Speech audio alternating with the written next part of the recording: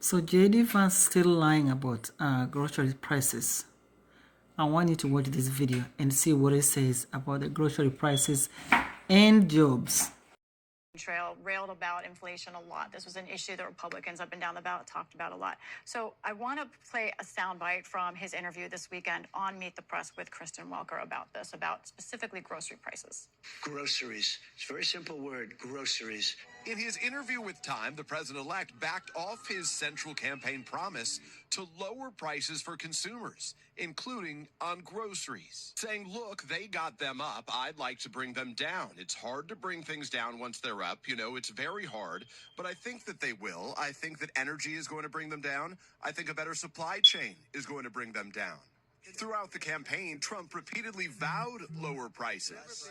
But prices will come down. You just watch. They'll come down, and they'll come down fast, not only with insurance, with everything. It'll also bring your grocery bill way down. Donald Trump is going to make a lot of promises, then he's going to walk them back, and then he's going to try to find the space for a deal. Yeah, simple word, but really, really hard to do after you win based on a promise. And then here's J.D. Vance right into his footsteps going, well, but we've only been here for 5 days. Take a listen. You campaigned on lowering prices for consumers. We've seen all of these executive orders. Which one lowers prices? We have done a lot, and there have been a number of executive orders that have caused already jobs to start coming back into our country, which is a core part of lowering prices. If you look at our slate of executive orders, no, Margaret, prices are going to come down, but it's going to take a little bit of time. We're going to work with Congress. We're, of course, going to have more executive orders, and we're going to try. So in this breaking story, while J.D. Vance gets put to the map by Caitlin Collins on protests going on campuses with regards to Israel and Gaza, oh, look what he says about the obsession with the January 6th pardons. Here is the breaking story of Mr. New Backpedal America of hypocrisy. Here it is. But you can't police people for being anti-Israel or pro-Israel.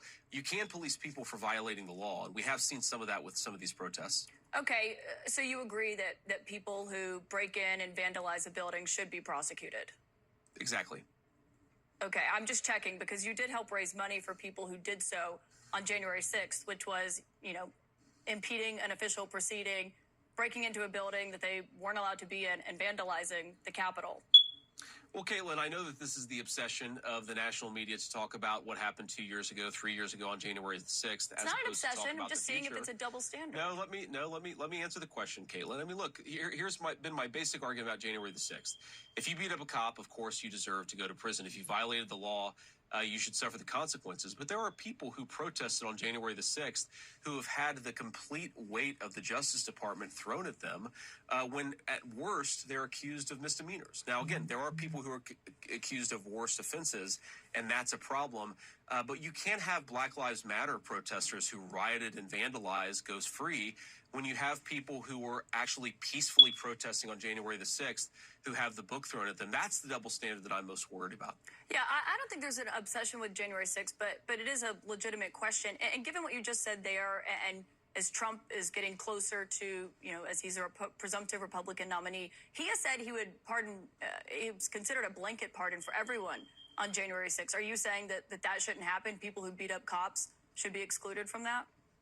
Well, I think what President Trump has said, and of course he can speak for himself, but I pay pretty close attention to what he says. And you know, I think what the president has said is that people who have this double standard applied to them should be pardoned. Yeah, and when it's all said and done, how in the world is he going to not become the de facto gold medalist in backpedaling hypocrisy, or more notably, just flat out lying? Because if you don't recall, this is what Donald Trump said he was going to do about the January 6th rioters. Remember this? Trump also detailing a move he plans to make in his first hours in office, pardoning defendants from the January 6th Capitol riots. Asked if that would include those who committed violent acts, Trump saying he'll look at each case, adding, it's going to start in the first hour that I get into office, and a vast majority of them should not be in jail. And this is my point about Trump. This is my point about change. This is my point about disruption. Actually, it's my point about almost anything in life. It's not what you say, it's how you say it. It's not what you do, it's how you do it. He did not have to do this as one sweeping move. He could have taken the next year and siphoned through the cases least egregious to worse and slowly pardon people. He has that right. He didn't have to do it on day one. He's just an insufferable attention media seeking prick. That's all. Nothing more. So folks, every single time Donnie opens his mouth, we know it's likely a lie. Please know, henceforth, when J.D. Vance talks about something or makes some sort of bold statement, you probably won't have to wait very long for the return.